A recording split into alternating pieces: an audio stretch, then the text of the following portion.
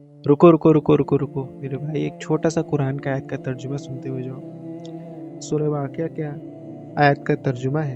अल्लाह ताला का इरशाद है, मैं सितारों के गुरूब होने और छुपने की कसम खाता हूँ, और अगर तुम समझो तो ये बहुत बड़ी कसम है। कसम इस पर खाता हूँ कि ये कुरान बड़ी शान वाला है। ये कुरान बड़ी शान वाला है जो लौह महफूज में दर्ज है। इस लौह महफूज को पाक फरिश्तों के अलावा और कोई हाथ नहीं लगा सकता। ये कुरान रब्बुल आलमीन की जानिब से भेजा गया है। तो क्या तुम इस कलाम को सरसरी बात समझते हो? मेरे भाई, आप गौर करो कि अल्लाह रब्बुल इज़्ज़त सितारों के गुरूब होने और छुपने की कसम खा रहे हैं। किस पर? सिर्फ कुरान करीम की शान को बतलाने के लिए। मेरे भाई, दुनिया का कोई शख्स अगर हमारे सामने कसम खाकर कोई बात कहता है तो हमें उस पर यकीन आ जाता है, लेकिन मेरे भाई यहाँ खुद अल्लाह रब्बुल इज़्ज़त कसम खा रहे हैं, और कितनी चीज़ों की कसम खा रहे हैं। सितारों के गुरूब होने की, छुपने की कसम, और खुद कह भी रहे हैं कि ये तुम कसम को समझो तो बहुत बड़ी कसम है।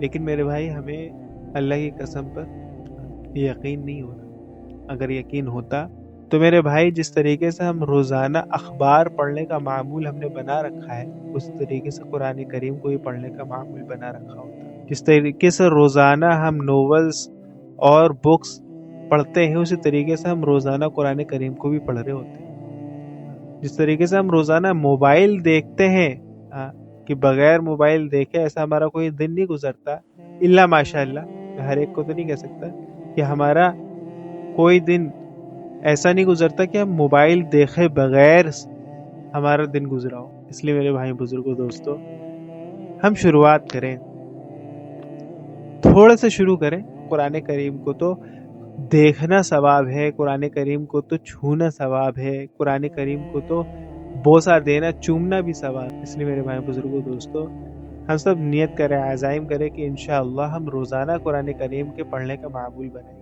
अभी से मामूल बनाना शुरू करेंगे तो अभी बस कुछ ही दिन के बाद रमज़ान शुरू है, तो रमज़ान में भी हमारी आदत पड़ जाएगी, हम ज़्यादा से ज़्यादा फिर कुरान करीम को पढ़ पाएंगे। और एक बड़ा तबका है जिसको ये लगता है, अल्लाह हम सब की ऐसे लोगों से, ऐसी सोच से महफूज फरमाए कि कुरान करीम को तो जी तर्जुमा तो हमें पता ही नहीं है, तो ऐसे सरसरी तौर पर पढ़ने का क्या फ़ायदा। लेकिन मेरे भाई, कुरान करीम का तर्जुमा समझ आए या ना आए वो अलग चीज़ है, लेकिन कुरान करीम को रोज़ाना पढ़ना ये अलग चीज़ है।